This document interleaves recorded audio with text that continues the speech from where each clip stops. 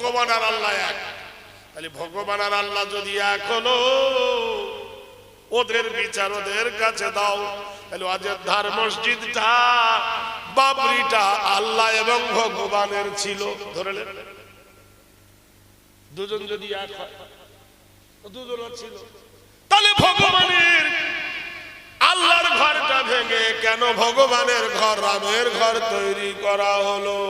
তোমরা প্রমাণ করে দিলে আল্লাহ আর ভগবান এক নয়। কারণ তোমার রামের বাপের নাম হলো দশরথ, মায়ের নাম হলো কৌশল্যা, বিবির নাম হলো সীতা, ছেলের নাম হলো লবণ। তোমার রাম পানিতে ডুবে মরেছে, আর আমার আল্লাহ হুয়াল হাইয়ুল কাইয়্যুম, আমার আল্লাহ আজও আছে। নারায়ে তাকবীর। কি করে এখন ওরা জানে এখন। নাম্বার 2, যারা বলে god, I god is meditate, আমরা গডের আরাধনা করি। তাহলে খ্রিস্টানরা গড বলে, তাহলে বলো খ্রিস্টানরা ফিলিস্তিনকে মেরে কেন শেষ করে দিল? ওরা গডের বাচ্চা আর আমরা আল্লাহর বাচ্চা, আল্লাহর বান্দা, ঠিক কি না?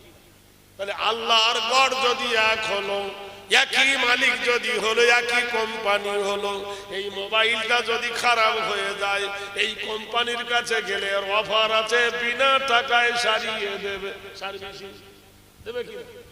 একটা মোটর সাইকেল পশ্চিম বাংলায় ভারতে যেখানে যাও হেদি হিরো হোন্ডা হয়, সেই সুরঙ্গে গেলে তারা বিনা পয়সায় সারিয়ে দেবে।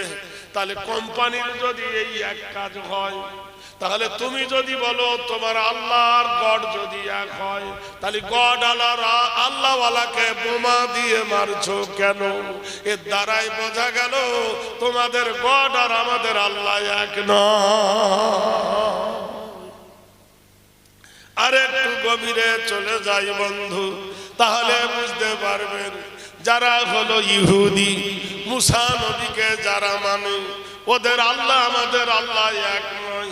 যদি ওদের ঘর প্রভু এক যদি হতো, তাহলে ওরা মুসলমানদেরকে ধরে ধরে নির্যাতন করতো না। এর দ্বারাই প্রমাণ করে দিল, হিংসা দ্বারা প্রমাণ করে দিল ওরা আমাদের দুশমন। ওরা কোনোদিন লা ইলাহা ইল্লাল্লাহ মুহাম্মাদুর রাসূলুল্লাহ পড়বে না, ওরা পড়বে লা ইলাহা ইল্লাল্লাহ মুসা কালিমুল্লাহ, এরা পড়বে লা ইলাহা ইল্লাল্লাহ ঈসা রুহুল্লাহ। ওরা নবী মুহাম্মদ রাসূলুল্লাহর পড়বে না, কিন্তু আমরা ওদের দুশমন নয়। আমরা যদি পড়ি লা ইলাহা ইল্লাল্লাহ মুসা কালিমুল্লাহ, আমাদের কোরআনে বাধা নাই। লা ইলাহা ইল্লাল্লাহ ঈসা রুহুল্লাহ, আমার ইসলামে বাধা নাই, আছে? বরং আমরা নেকি পাবো। তাহলে তোমাদের নাম আমরা করি, তোমরা কেন করতে পারো না? তোমাদের মধ্যে হিংসা মনোবৃত্তি আছে, এই জন্য তোমরা শ্রেষ্ঠ হতে পারো নাই। তাহলে ভূমিকাটা শুনলেন। আসেন এবারে সমীক্ষার দিকে যাই। কইরে ভাই চা আনতে গেলি থেকে কোথায় যাই? উঠার আগে এসে বললি চা দেবো হুজুর, তো লিয়া সে ভুলে গেছে।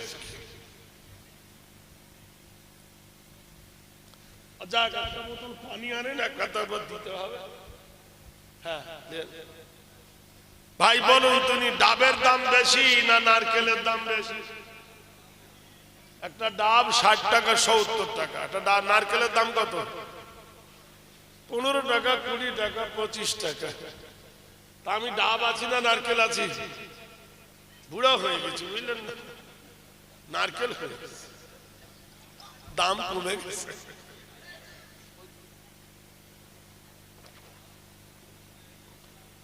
কমে গেছে, দাম কমে গেছে। আর কতদিন হবে?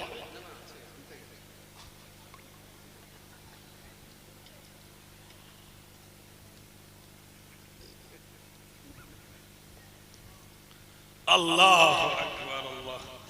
আচ্ছা, নাকের ওপর যদি মাছি থাকে আর হাতুড়ি দিয়ে মাছি যদি মারে, মাছি মরবে না নাক যাবে? এই মেদিনীপুরের একজন নাক কাটা বিয়াদব, নাম বলবো না, রোহিঙ্গা বলে মুসলমানকে তাড়াবো বলে ধনাই করতে লাগলো, নাকের ওপর মাছি মাছ বসলো, আর হাতুড়ি দিয়ে মারতে গিয়ে মাছি ভো করে উড়িয়ে গেল, নাক ঠেবলা হয়ে গেল। 250 ঘর বললো তোরা মুসলিম। রোহিঙ্গা কি নাম? রোহিঙ্গা বাংলাদেশি আমরা। 250 ঘরের মধ্যে প্রমাণ হয়ে গেল একটা মুসলমান মেম্বারের নাম আসেনি। নারায়ে তাকবীর। ও নাক গেছে না আছে? চিল্লায়ে বলল আমরা ক্ষমতা এলে গোশ খাওয়া বন্ধ করব। খেয়ে স্বাদ মিটে গেছে বলে বন্ধ করব। বউকে 3 ছেলের মা করে বলছে আই লাভ ইউ বলার বাদে হচ্ছে তালাক দিতে। তার 12টা বাজাবার পর কথা বোঝেন, নিজে খেয়ে পেট মোটা করে। অনেক দলিল আছে যে কুরবানির দিনে গরুর গোশত খেয়ে পেট মোটা করেছে, আর এখন বলছে গরু। ঠিক আছে ঠিক আছে। আলীর নামে কালী কেন? কৃষ্ণ কেবল তোমরা চেনো। মক্কা না মথুরাতে জমজমা যমুনা জল। নিলজ্জতের লজ্জা কোথায়? থাকলে কিছু হতো বল। লজ্জা থাকলে তো নিলজ্জ থাকবে, তো লজ্জাই নেই। পরে একদিন প্রমাণ হবে খোঁজা, এই জন্য বিয়েই করে দেবে। যাক, একবার জোরে নারায়ে তাকবীর বলা যাবে? নারা মানে উঁচু, তাকবীর মানে ভলি। নারায়ে তাকবীর। আল্লাহু আকবার। আমাদের মুর্শিদাবাদে 2টো মেয়ের থেকে জোরে ঝগড়া করে।